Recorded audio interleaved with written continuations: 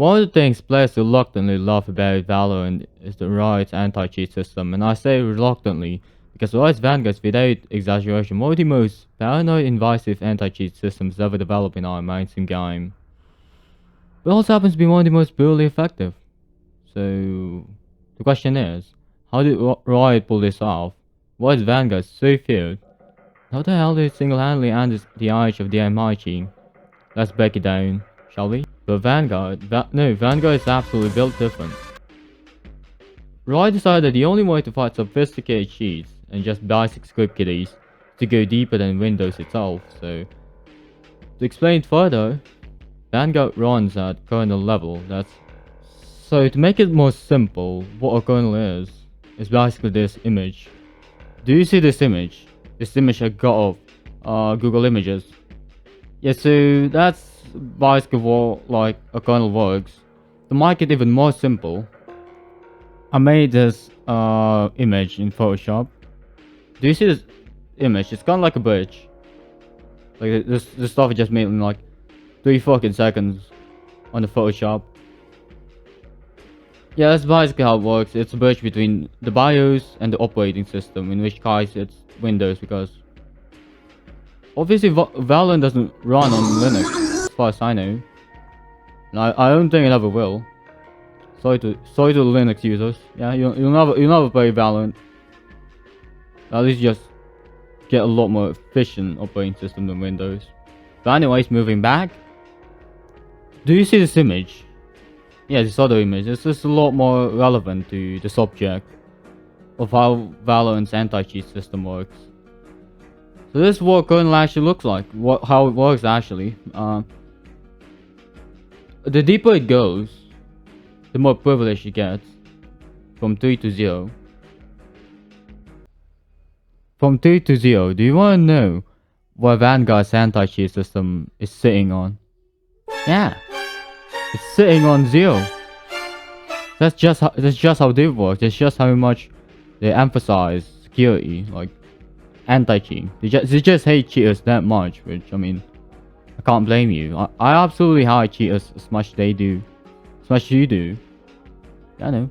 And just one of you watching this is a cheater. That's fine. I'm not a snitch. Just don't lie to me. Okay, don't lie to me, Walt. Walt, I don't know, man. You've been seeming sus lately. It's almost like we have an imposter among us.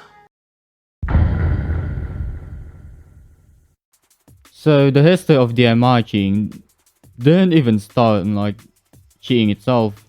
DMA was started as why my computers fast because back in the 1960s, this thing was invented way before the 2000s. This thing was already in existence before the 1960s, which had time because computers were very huge, like ridiculously huge. Whereas nowadays, you have a literal computer on your pockets. So they were very huge. They take up like basement sizes and they're very slow. Like they were ridiculously slow. It can't really be measured like CPU hertz as we know today, but like the instruction per seconds were, for what I know, is just super slow. So DMI just lets hardware put data into RAM directly, instead of forcing the CPU to copy it, which removes a whole lot of slowdown, which is a pretty huge issue back then, especially for like older computers, because you know, they haven't even reached 1 GHz, they were that slow, so DMI makes sense, and let's just get straight into the actual DMI in like modern terms for cheating. So back in 2021 to 2022, there were a lot of DMI cheaters, which is completely unheard of and just cheaters in general were completely unheard of in Valorant because I've already explained, Valorant's anti-cheat already works below the kernel system, which is pretty much the rootkit. And because of this issue, people were caught surprised and were complaining a lot, especially in forums, about a whole lot of new cheaters which shouldn't really be possible, at least not with software cheating. and they were very much rampant, even with streamers. For example, we have one videos of them getting caught having a DMI tier. They weren't really expecting him to, What? be cheating. Because, Valorant isn't supposed to be easy to cheat, but it's actually possible back then because of DMI, which it's not anymore. And I can't really detect it because the issue is, if you know anything about DMI, it's absolutely below the kernel, which makes it almost back then impossible to detect.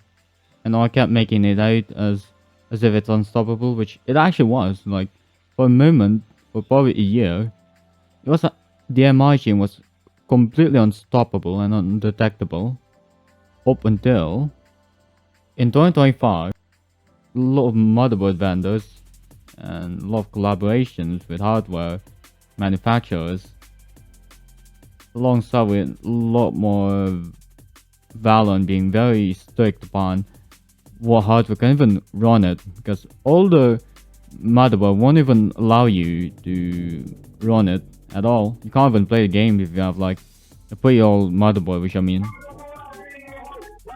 even if you can, it's still gonna be a little bit more laggier. But you're just not allowed to use any old motherboard. You can't use custom firmware, and you absolutely cannot use Arduino-based controllers. Which this specific update is the sole reason why DMI cheers have gone such a downfall. They actually have about the same bandwidth as software cheers. And so the purging begins.